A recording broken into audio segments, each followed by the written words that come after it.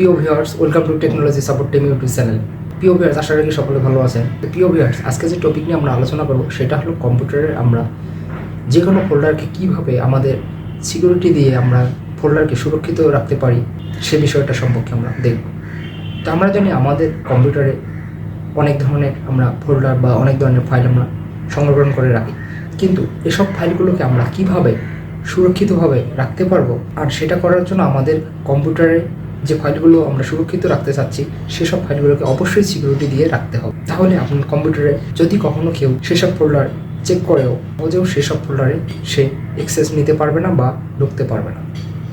তো আমরা দেখব কীভাবে আমাদের সেই সব ফাইলগুলোকে আমরা সিকিউরিটি দিয়ে রাখতে পারি, সেই বিষয়টা আমরা আজকে দেখব। তো প্রিয় ভিউয়ার্স, আপনি যদি আমার চ্যানেলে নতুন হয়ে থাকেন তো প্লিজ আমার চ্যানেলটাকে সাবস্ক্রাইব করে দিতে বলবেন না, কেননা আমি আরও নতুন নতুন তথ্য এবং ভিডিও নিয়ে আপনাদের মাঝে যেন সহজেই পৌঁছাতে পারি, সেজন্য সাবস্ক্রাইব করে দেবেন। তো প্রিয় ভিউয়ার্স, কথা না বলিয়ে চলুন আমরা আজকে দেখে আসি আমাদের কম্পিউটারের যে ফোল্ডারগুলো থাকবে সেসব ফোল্ডারগুলো আমরা কিভাবে সিকিউরিটি দিয়ে আমরা সুরক্ষিত রাখতে পারি সে বিষয়টা সম্পর্কে জানবো এবং দেখব।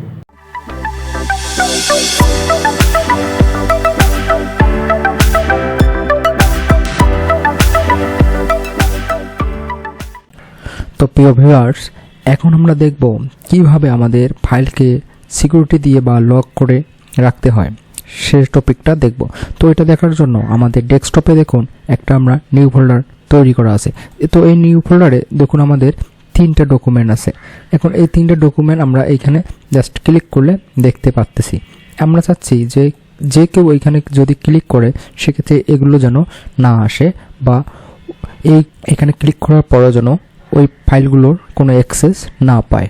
সেটা করার জন্য যেটা আমাদের করতে হবে, ফাইলগুলোকে সিকিউরিটি দিয়ে রাখতে হবে। তো ওটা করার জন্য আমরা কি করব, এইখানে ধরুন আমরা ক্লিক করব, ক্লিক করার পর এইখানে যাব, এইখানে যাওয়ার পরে এইখানে নিউয়ে যাব, নিউয়ে যাওয়ার পরে এইখানে দেখুন টেক্সট ডকুমেন্ট নামে যে বারটা আছে সেটা আমরা নেব। তো নেওয়ার পরে এইখানে আমাদের টেক্সট ডকুমেন্ট চলে আসলো। ধরুন আমরা এটাকে একটা রিনেম করে দিতেছি, TXT টেক্সট। ওকে, তো টেক্সট আমাদের হয়ে গেল। তো দেখুন ভিউয়ার্স, এটা আমরা করার পর এখানে দেখুন আমাদের এটা যে টেক্সট ফাইল না, এটা কি ফাইল এটা তো আমাদের এখানে দেখাচ্ছে না, তাই না?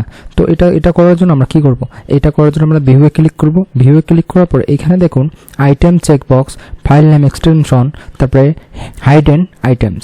তো এইখানের মধ্যে আমরা এই ফাইল নেম যে এক্সটেনশন যেটা আছে ওটাতে আমরা ক্লিক করে দেবো। দেখুন ক্লিক করার পর এখানে অটোমেটিক এই ফোল্ডারটা অর্থাৎ এই ফাইলটা যে কি সেটা শো করছে। তো এটা দেখুন টেক্সট ফাইল, তো TXT। তো এখন আমরা কি করব, যেটা করব সেটা হলো আমরা এটা ওপেন করে নেব। ওপেন করে নেওয়ার পরে পিওভিএস ডিসক্রিপশনে আমি ফাইলটা দেব, সেই ফাইলে আপনারা এটা কপি করে নিতে পারেন। তো চলুন আমরা এটা কপি করে নিতেছি। জাস্ট আমরা এটাকে কপি করব। কপি করার পরে আমরা সাধারণত জানি কপি করতে হয় Ctrl+C দিয়ে। এটার সবগুলোকে আমরা কপি করে নেব। তো এটা করার জন্য আমরা কিবোর্ডের Ctrl+A চাপ দেবো, তাহলে আমাদের এটা অটো সিলেক্ট হয়ে যাবে সব। দেন আমরা এখন Ctrl+C এটা চাপ দিয়ে এখন আমরা এটাকে এই যে ফরম্যাটটা আছে এই ফরম্যাটে এটাকে পেস্ট করে দেবো। তাহলে Ctrl+V চাপ দেবো, তাহলে দেখুন আমাদের এটা পেস্ট হয়ে গিয়েছে। তো আমরা এখন যে নোটপ্যাডটা আছে আমরা যেটা নিয়ে নিয়েছিলাম, তো এটা আমরাকে ক্লোজ করে দিলাম। ক্লোজ করে দেওয়ার পরে আমরা যেটাকে পেস্ট করলাম সেই ফাইলটা এখানে দেখুন, এইখানে নিচে স্ক্রল করে আসলে এখানে দেখুন ইওর পাসওয়ার্ড নামে যে লেখাটা আছে এটাকে আমরা উঠিয়ে দেব। তো উঠাই দিলাম। উঠাই দেওয়ার পরে এখানে আমরা যে পাসওয়ার্ডটা দিতে চাচ্ছি সে পাসওয়ার্ডটা এখানে আমরা টাইপ করব। ধরুন আমরা পাসওয়ার্ড দিতেছি 1 2 3। ওকে, আমরা 1 2 3 রাখলাম। রাখার পরে জাস্ট এটাকে আমরা ক্লোজ করে দেব। ওকে, ক্লোজ করে দেওয়ার পর এটাকে আমরা সেভ করে দেব। তো আমাদের এই টেক্সটার ভিতরে আমাদের এই কোডগুলো ইমপ্লিমেন্ট হয়ে গিয়েছে।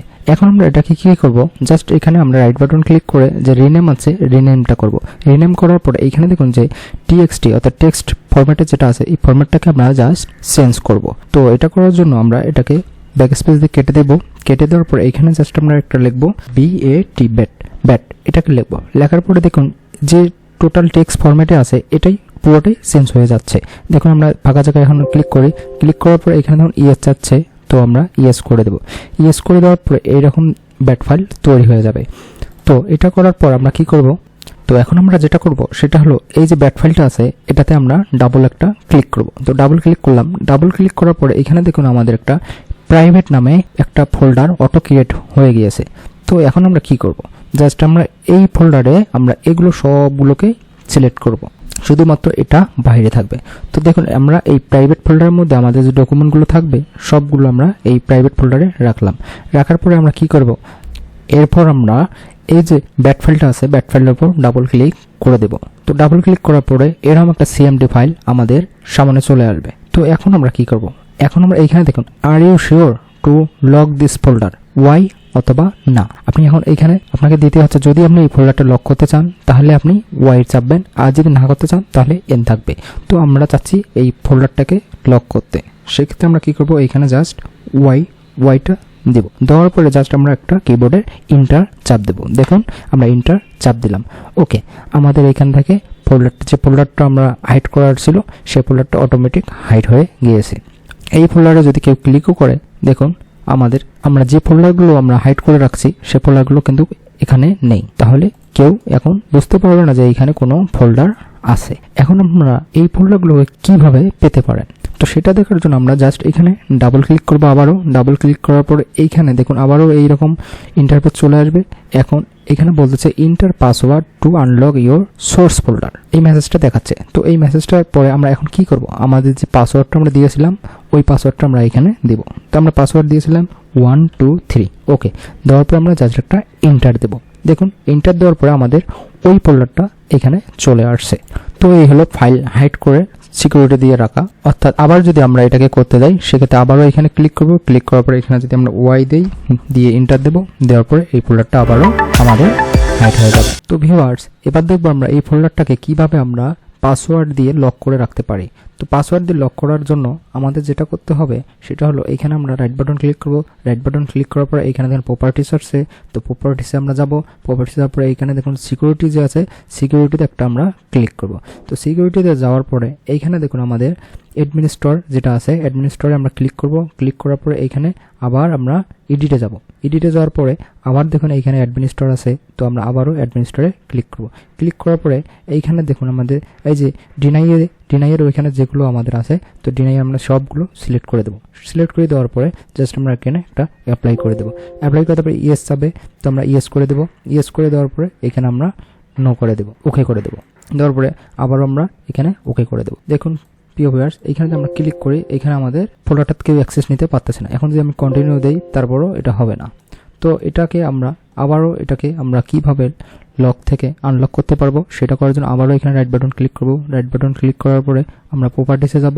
প্রপার্টিসে যাওয়ার পরে এইখানে সিকিউরিটিতে যাব। সিকিউরিটিতে যাওয়ার পরে আবারও অ্যাডমিনিস্টরে যাব। অ্যাডমিনিস্টরে যাওয়ার পরে এই যে ডিনাই থেকে আমরা সবগুলো টিকগুলো উঠাই দেবো। এক্ষেত্রে কি করার জন্য, এটা করার জন্য আমাদের আবার এডিটে যেতে হবে। এডিটে যাওয়ার পরে এই যে আমাদের অ্যাডমিনিস্টর আছে অ্যাডমিনিস্টরে যাব। অ্যাডমিনিস্টরে যাওয়ার পরে আবার ডিনাইয়ের যা আছে সবগুলো আমরা উঠাই দেব।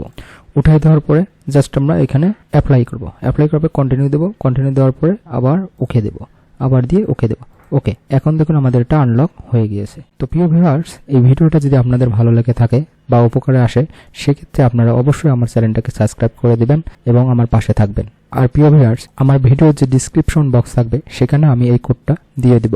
আপনারা চাইলে কোডটাকে কপি করে আপনারা এই কাজটা করে দেখতে পারেন। তো আজকের মতো এ পর্যন্তই। প্রিয় ভিউয়ার্স, ভালো থাকবেন, সুস্থ থাকবেন। আল্লাহ হাফেজ।